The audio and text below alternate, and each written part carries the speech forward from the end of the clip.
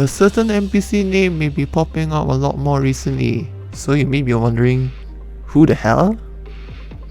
As the person who's done up a multi-page document non-exhaustively compiling lore related to him, here's a video on the Rhodes Island elite operator, Logos. This video will cover events prior to the Chapter 11 main story release on Global, where he finally shows his face, and also follows the order of the document. Any relevant links will be in the video description. There's a lot of text, so feel free to pause or just go to the links to read them. The Google full definition given for Logos gives this name no chill. Take it as you will, as Logos being literally the word, a title for Jesus in Christology, or even simply in the sense of knowledge, argument and discourse. A furniture set that debuted with Blaze, featuring several snippets of the Rhodes Island elite operators. The ones that mention Logos are the white round stool, the weapon storage cabinet, and the ceiling floodlights. I did ask a friend for clarification on the localization semantics about the stool. Logos refused before he could be asked about participating in the race again, not exactly about never competing. To note, he also waits for spare parts despite being known only as a caster, and it's not unusual for him to be nocturnal or a workaholic. Unfortunately, these intros often don't get included for the global release. Here, the elites are discussing W's onboarding to Rhodes. To wit, Logos regularly meets up with Mechanist. He's capable of processing documents with high level arts that can kill, so that implies high trust in him and all his abilities, and might be the one who considers W the trump card against the kingship. A depreciated relic from steel-based fungi mists with the same effect as the left eye of the Netator in Crimson Solitaire. Every stroke made by this crazed but masterful Sarkaz caster can be considered some form of Originium arts. Watching is prohibited. Questions are prohibited. Understanding is prohibited. It seems to be either a conduit or amplifies his arts. Obtainable starting with Crimson Solitaire. Supposedly, the Banshees make their aromatics only for their beloved. A single drop is enough to enchant just about anyone, bringing out any artist's inspiration and creativity. Seeing as other Sarkaz sub-races have mementos for those they hold dear, this appears to be the Banshee equivalent. Does this imply that the Banshee are more creatively inclined? Obtainable starting with Crimson Solitaire. Outsiders make extraordinary displays of bravery that far surpass their normal abilities. However, as one of the few male Banshees out there, this has become a far too common sight to Logos. Implies that superhuman feats, or simply pushing oneself too far past one's limits, is somehow a common sight to Logos. Of note is the text mentioning him to be a rare male Banshee. In the interest of trying to identify a kind of baseline they're referring to, who did these extraordinary displays? Who are the outsiders referring to? Quora thinks he has a stiff face. Not that we do know what he looks like. What did she mean by his eyes? But one thing's for sure, Lava idolizes him. Amiya tells Rosmontis how Logos told her about Patriot referring to people by symbols rather than name. Gives off a feeling of being a personal anecdote, which begs a question, did Logos meet him a long time ago? Patriot is at least 200 years old, while Logos himself is considered young compared to the other long-lived Sarkaz. He rescues her from Latanian casters as shown in Rewinding Breeze.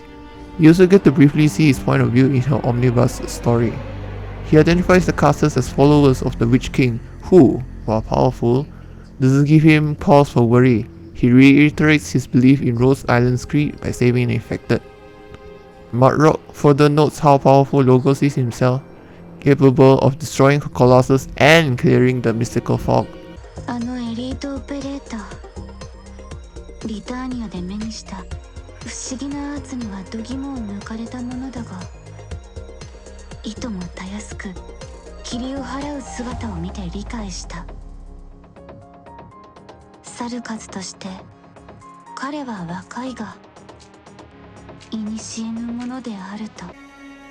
Logos is mentioned in her archive files, once again showing his law strength where he can protect people from her uncontrollable rampage. While he seems to care only for Sarkaz or Castellan matters, he does think of the bigger picture enough to initially refuse Rosmontis' inclusion into the elites. Now, this is a bit more of a conjecture, but since he's capable of deadly curses, benign ones should be fine too, as Rosmontis describes a prank on Closure. 何を読んでるってこれはこの間のメモ。あの日の朝はクロージャがコーヒーをこぼしてショコの巻物を何本も汚しちゃったの。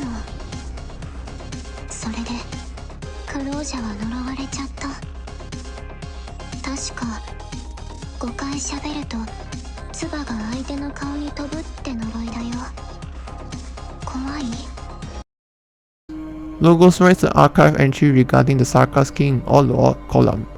History lesson aside, he doesn't seem to think much of the propaganda trying to paint Sarkaz as more noble, as their legends get lost in the ongoing conflict. Kalsik gets a letter from Teresa about the Banshee's youngest heir. Again, a male heir is a surprise, but his talent is clear despite his age. Teresa seems to believe he heralds a change in the royal court. Though she's recommended by Ace, her mentor, as well as Mechanist, who made her weapon, Logos is also here to witness the ceremony, as it were, despite ostensibly being unrelated, except by being a fellow elite. Blaze doesn't start close with Logos despite being fairly casual with most others. His entire profile should warrant discussion for another time, but with regards to Logos, someone seems to have started a rumor about Stormeye's eyes getting injured by Logos' curse. He denies this. As seen in Dorothy's vision, Mechanist has a few choice comments about his good partner.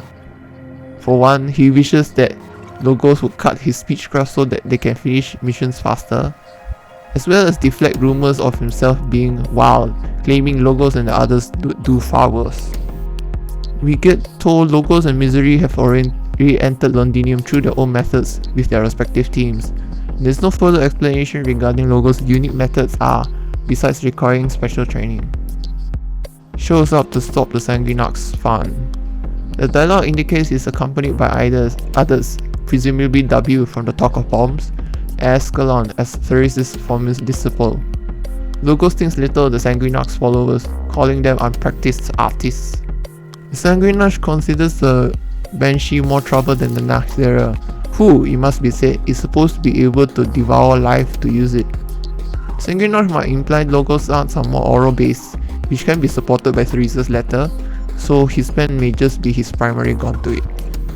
For April Fools, Closure and Conviction have partnered to develop a shoot 'em up game.